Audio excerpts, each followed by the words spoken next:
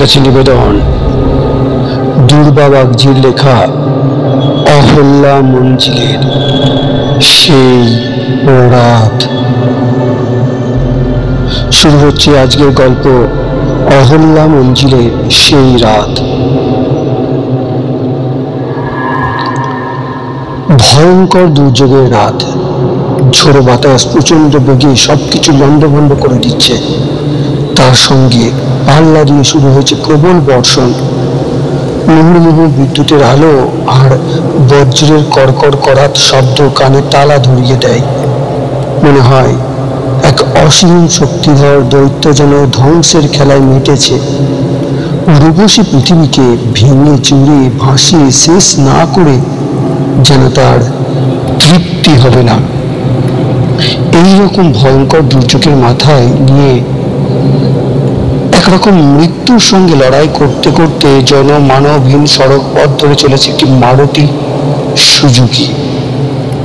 বাংলার বিখ্যাত তরুণ সঙ্গীত শিল্পী অনুরাগ ভট্টাচার্য গাড়ি চালাতে চালাতে ভাবছিল, হৃদয়পুর গ্রাম আর কত দূর কে জানে।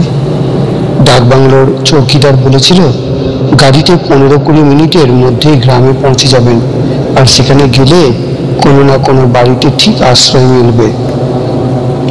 কোনো মতেই ডাকবাংলোতে আশ্রয় না পেয়ে সেই ভরসাতেই এদিকে আসা অনুরাগের। কিন্তু প্রায় আধ ঘন্টা হতে চলল, কোনো ঘর বাড়ি তো নজরে এলোই না। তবে কি পথ ভুল করলো? হতেই পারে।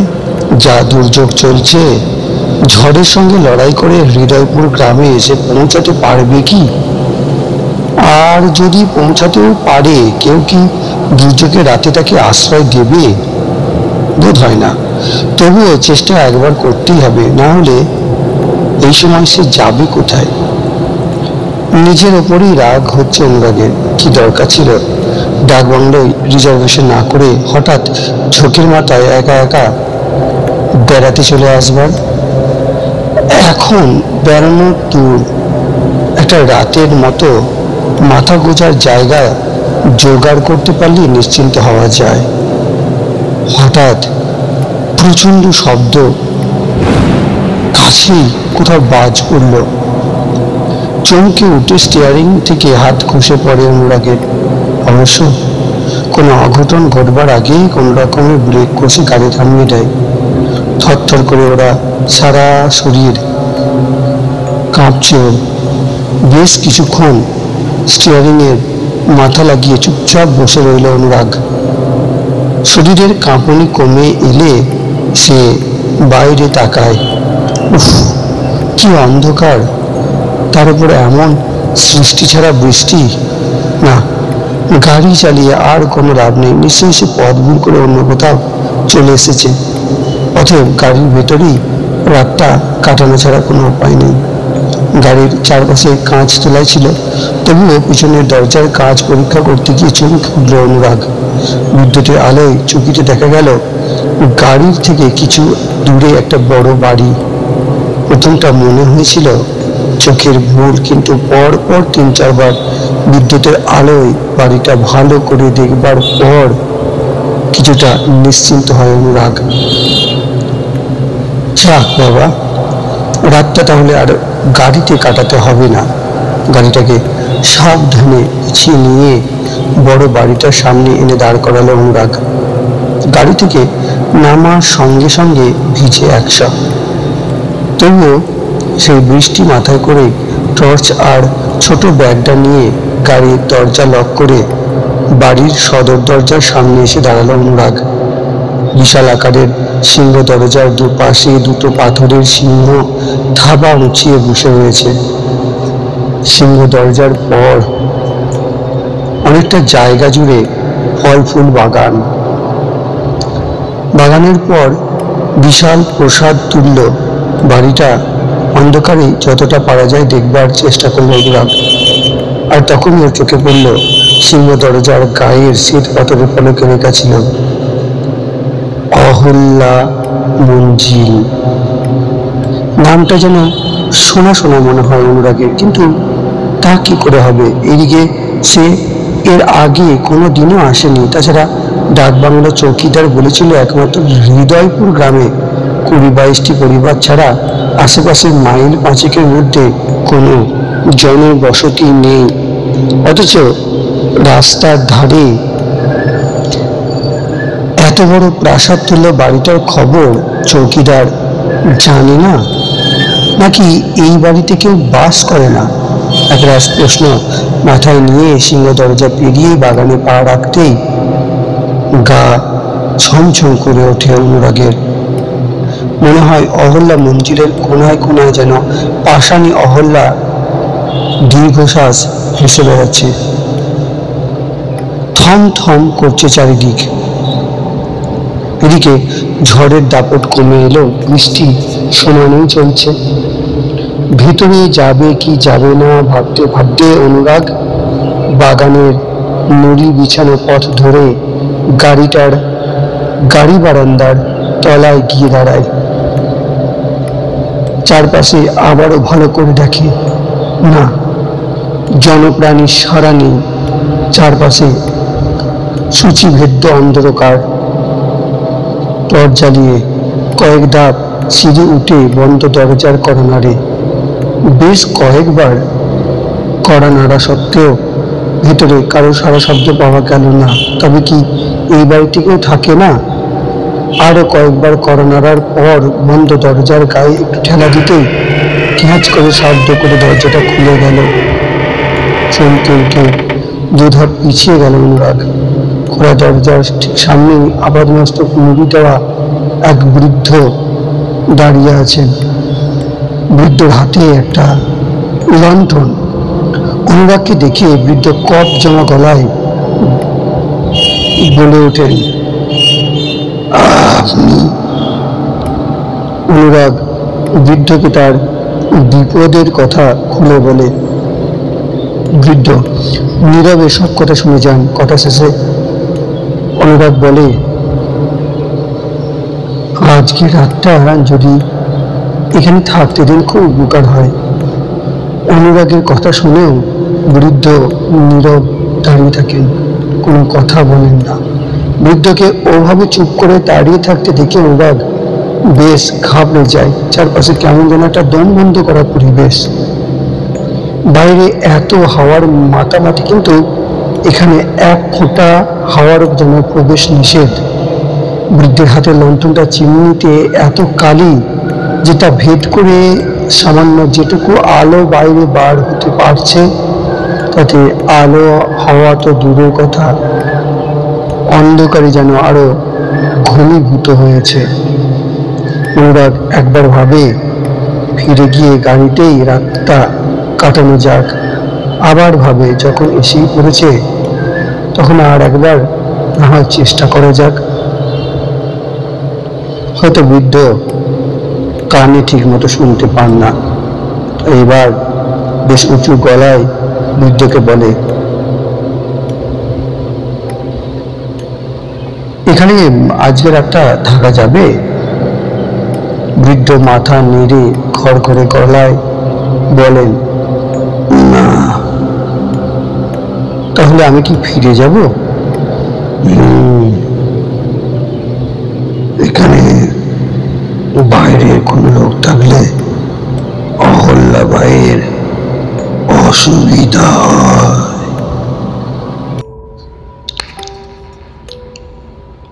অনুরাগ ফিরে আসবার জন্যে সবে কয়েক পা এগিয়েছে, এমন সময় বাড়ির ভেতর থেকে নারী কণ্ঠের একটা তীক্ষ্ণ ডাক শোনা যায়।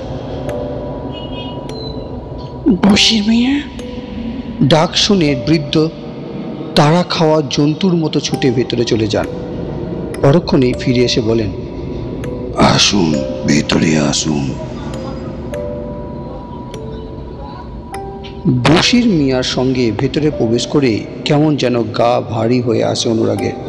সুন্দর করে সাজানো প্রকাণ্ড হলঘরের ভিতর দিয়ে শ্বেত পাথরের চওড়া সিঁড়ি দোতলায় উঠে গেছে। বশির মিয়াকে অনুসরণ করে দোতলার সিঁড়িতে পা রাখবার আগেই হলঘরের ডান দিকটা একটা ঘর থেকে চমকালো সালোয়ার কুর্তা পরা একজন মহিলা ও এক ভদ্রলোক অনুরাগের সামনে এসে দাঁড়ান।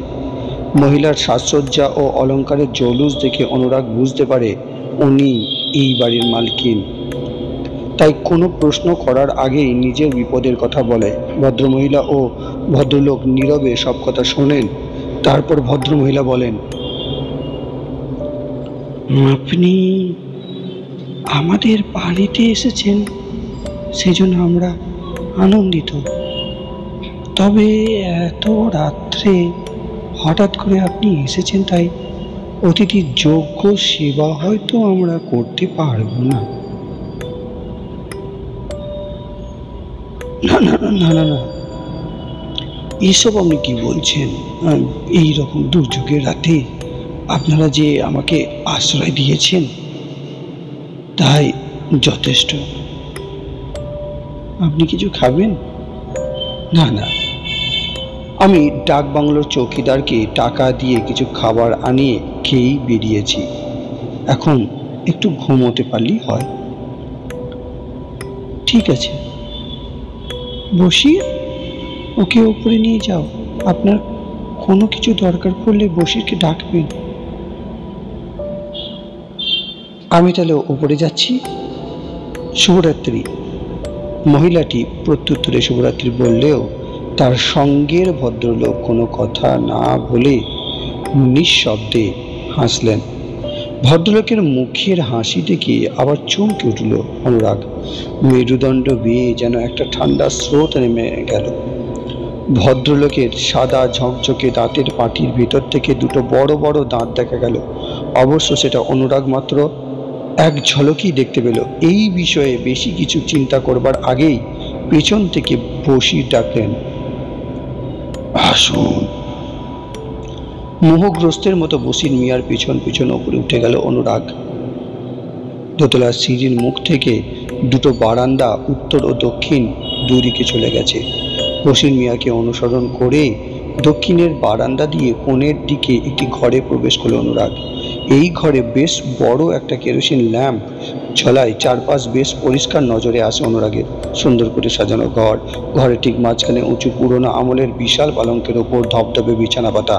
ঘরের সব আসবাবপত্র খুব দামি এবং সুন্দর করে সাজানো। Attached bathroom. সবকিছু ঝকঝকে পরিষ্কার। মনে মনে গৃহস্বামীর রুচির প্রশংসা করে অনুরাগ।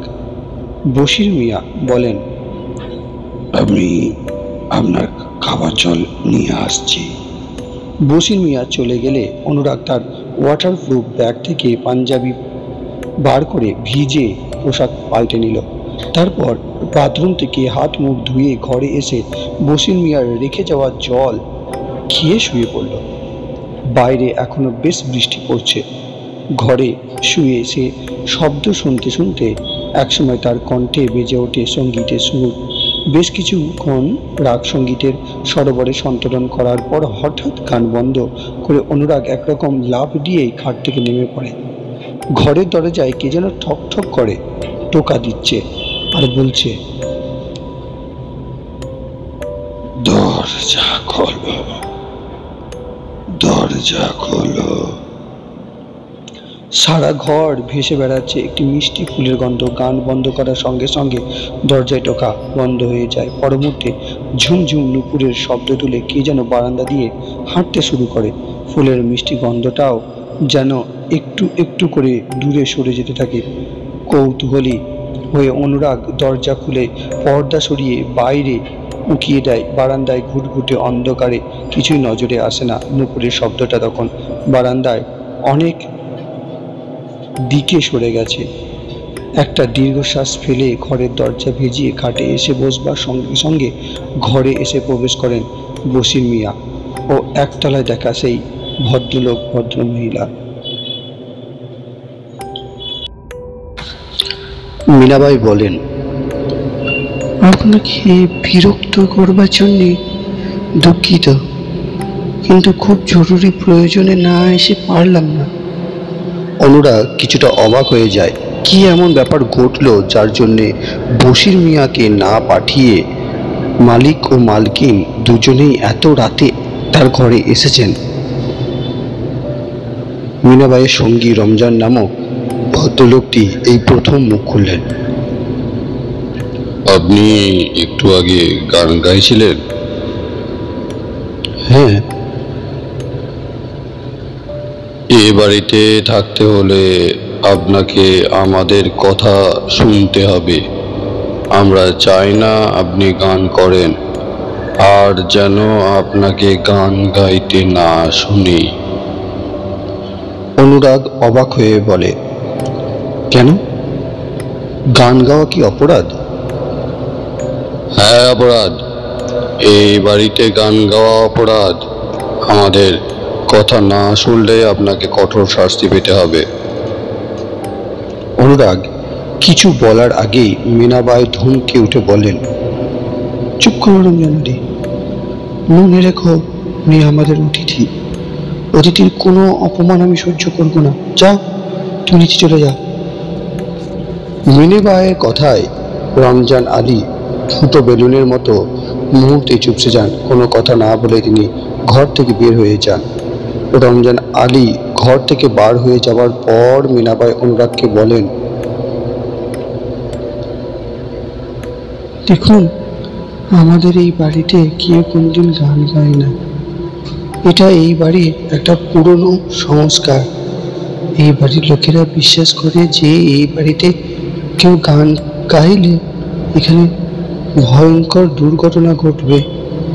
বলতে পারেন এটা এই বাড়ির অভিশাপ। মীনাবাইয়ের কথা শুনে অনুরাগ লজ্জিত হয়ে বলে, আমি না জেনে অপরাধ করে ফেলেছি, আমায় ক্ষমা করুন। আপনি নিশ্চিন্তে থাকুন, এই বাড়ির ত্রিসীমানায় থাকাকালীন আমি আর গান গাইব না। ধন্যবাদ, আপনার কথা শুনে খুব খুশি হলাম। আর একটা কথা, রাত্রে অস্বাভাবিক কিছু শুনলে বা কেউ আপনাকে ডাকলেও আপনি কোনো মতেই দোতলার উত্তর দিকের বারান্দায় যাবেন না। আমরা তিনজন ছাড়া এই বাড়িতে আর কেউ থাকি না, তাই আমরা ছাড়া অন্য কেউ ডাকলে আপনি কিছুতেই দরজা খুলবেন না।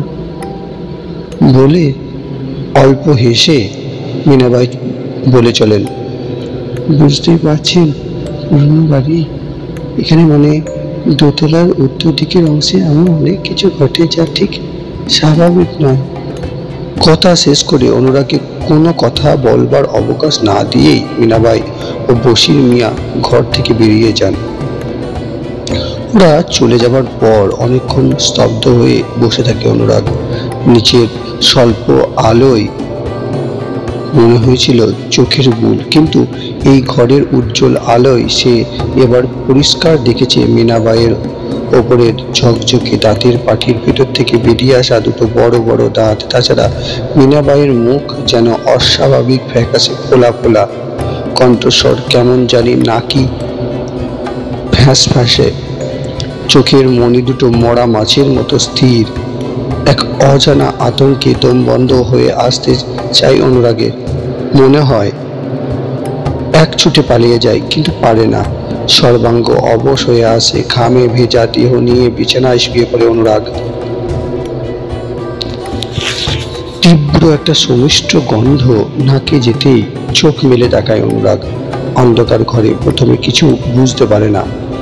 কে যেন তার কানের কাছে মুখ নিয়ে খুব চাপা স্বরে বলে ওঠে, চলে যা, আপনি যেই হোক না কেন এই অভিশপ্ত বাড়ি থেকে এখনই পালিয়ে যা, না হলে ওরা আপনাকে মেরে ফেলবে। কথাগুলো শুনবার সঙ্গে সঙ্গে অনুরাগের গা শিউরে ওঠে। ততক্ষণে অন্ধকারের চোখ সয়ে এসেছে। অনুরাগ দেখতে পায় একটা ছায়ামূর্তি তার ঘর থেকে বার হয়ে যাচ্ছে। ছায়ামূর্তি দরজার বাইরে বেরিয়ে যাওয়ার সঙ্গে সঙ্গে শোনা যায় চিৎকার, আর তার সঙ্গে রক্ত জল করা আসি। সারা বাড়িটা যেন ঝনঝন করে কেঁপে ওঠে। অনুরাগের মনে হয় ভয়ে আতঙ্কে দুর্ভাবনায় সে পাগল হয়ে যাবে। ল্যাম্পটা যতটা সম্ভব বাড়িয়ে দিয়ে ঘরটাকে আলোকিত করে তোলে। না, কোথাও কিছুই নেই। সারা বাড়িটা আবার পাষাণ কুঠির মতোই নীরব। অনুরাগ বরাবরই একটু ডাকাবুকো স্বভাবের। ভয় কাকে বলে সে জানে না, তাই সাময়িকভাবে ভয় পেলেও পরক্ষণে সে তার মনকে শক্ত করে। ভয়? কিসের ভয়? ভয়কে সে জয় করতে পারে না। সে আবার মানুষ নাকি? মন থেকে সমস্ত দ্বিধা দ্বন্দ্ব মুছে ফেলে দিয়ে ল্যাম্প হাতে করে বারান্দায় এসে দাঁড়ায়। তারপর বারান্দা ধরে হাঁটতে থাকে। কই, কেউ তো কোথাও নেই। দক্ষিণের বারান্দায় বার কয়েক পায়চারি করে সিঁড়ির মাথায় এসে দাঁড়ায় অনুরাগ। এখান থেকে দোতলার উত্তর আর দক্ষিণ দুই দিকে টানা লম্বা বারান্দা চলে গেছে, যার সঙ্গে লাগানো সার সার ঘর। এই উত্তর দিকের বারান্দায় আসতেই তাকে নিষেধ করেছেন মীনাবাই। এখানেই নাকি নানা ধরনের অসম্ভব কাণ্ড ঘটে। অন্য কোনো লোক হলে হয়তো এদিকে মারাতে সাহস পেত না, কিন্তু অনুরাগ অন্য ধাতের মানুষ। উত্তরের ওই বারান্দা আর ঘরগুলোতে যেন নিষেধ করেছে কেন মীনাবাই? কি আছে ওখানে? অনুরাগের কৌতূহলী মনটা জানবার জন্য ছটফট করে ওঠে। আর সময় নষ্ট না করে ল্যাম্প হাতে নিয়ে উত্তরের বারান্দায় পা রেখে এক মুহূর্তে থমকে দাঁড়ায় অনুরাগ। ল্যাম্পটা তুলে যতটা সম্ভব চারপাশ ভালো করে দেখিয়ে নিয়ে বারান্দা ধরে সামনের দিকে এগোতে থাকে। উত্তরে বারান্দার ধার ঘেঁষে সার সার বন্ধ ঘর। বেশ কয়েকটা ঘরের পর একটা ঘরের ভেতর আলো দেখে এগিয়ে যায় অনুরাগ। ঘরের ভেতর প্রবেশ করে এক অদ্ভুত বিস্ময়ে থমকে দাঁড়ায়। বিশাল হল ঘর, ঝাড়বাতির আলো ঝলমল করছে। হল ঘরের মেঝেতে পুরো রঙিন গালিচা পাতা, তার উপর হারমোনিয়াম, বেহালা, তানপুরা, সিতার, তবলা ঢুকি সাজানো, যেন এক্ষুনি কোনো এক গানের আসর বসবে। অবশ্য ঘর জনমানব শূন্য। বাইরের অঝোরে বৃষ্টি পড়ছে। জানালার কাঁচের পাল্লার ভেতর দিয়ে বিদ্যুতের ঝলকানি দেখা যাচ্ছে। অনুরাগ বিখ্যাত সঙ্গীত শিল্পী, গান তার রক্তে। তাই এই রকম নির্জন গৃহে বর্ষামুখরিত রাতে বাদ্যযন্ত্র দিয়ে সাজানো আসরে দাঁড়িয়ে অনুরাগের মন ভেসে যায় কোনো অজানা সুরের জগতে। অনুরাগ ভুলে যায় রমজান আলীর সতর্কবাণী, মীনাবাইয়ের কাছে গান না গাওয়ার অঙ্গীকার। এরকম মোহগ্রস্তের মতো পায়ে পায়ে এগিয়ে এসে ল্যাম্পটা ঘরের এক পাশে রেখে গালিচার ওপর বসে সঙ্গীতের দেবী সরস্বতীকে প্রণাম করে তানপুরা হাত তুলে নেয়। বাইরে একটানা বৃষ্টির ঝমঝম শব্দ তার কণ্ঠে এসে এনে দেয় সুর। মেঘমল্লার রাগে আলাপ শুরু করে অনুরাগ। কিছুক্ষণের মধ্যেই সে ডুবে যায় সুরের মায়াজালে। হঠাৎ হঠাৎ ঘরের মধ্যে প্রচণ্ড শব্দ শুরু হলো। অনুরাগ বিরক্ত হয়ে চোখ খুলেই দেখে এক ভয়ঙ্কর দৃশ্য। স্তব্ধ হয়ে যায় তার কণ্ঠ। চোখ দুটো ঠেলে বেরিয়ে আসতে যায়। অনুরাগের ঠিক সামনে দেওয়ালে চুনবালি খসে গেছে। দেওয়ালের ভেতর থেকে কিছু একটা যেন প্রচণ্ড শক্তিতে দেওয়াল ফাটিয়ে বেরিয়ে আসতে চাইছে। দেখতে দেখতে প্রচণ্ড শব্দ করে দেওয়াল থেকে ইট খসে পড়তে লাগলো। অনুরাগের চোখের সামনে দেওয়াল ভেঙে ফাটল বড় হচ্ছে। এমন সময় পিঠে বরফের মতো ঠান্ডা স্পর্শ পেয়ে মাথাটা ঘোরাতে অনুরাগ নিঃশ্বাস বন্ধ হয়ে আসবার উপক্রম। মীনাবাইয়ের দুটো হাত তার গলার দিকে এগিয়ে আসে। সেই হাতে একটিও চামড়া বা মাংস নেই। মুখের দুপাশ থেকে দুটো রক্ত মাখা দাঁত বেরিয়ে আসছে। ধীরে ধীরে মীনাবাইয়ের হাত দুটো আরো এগিয়ে আসে, আরো আরো। এই সময় হাড় হিম করা হাসি হাসতে হাসতে রমজান আলী তার দুহাত বাড়িয়ে অনুরাগের দিকে এগিয়ে আসতে থাকে। অনুরাগ বুঝতে পারে তার আর রক্ষে নেই। ভয়ে আতঙ্কে সে দু চোখ বুঝে ফেলে। ঠিক সেই মুহূর্তে কার জন্য আর্তনাদ শোনা যায়।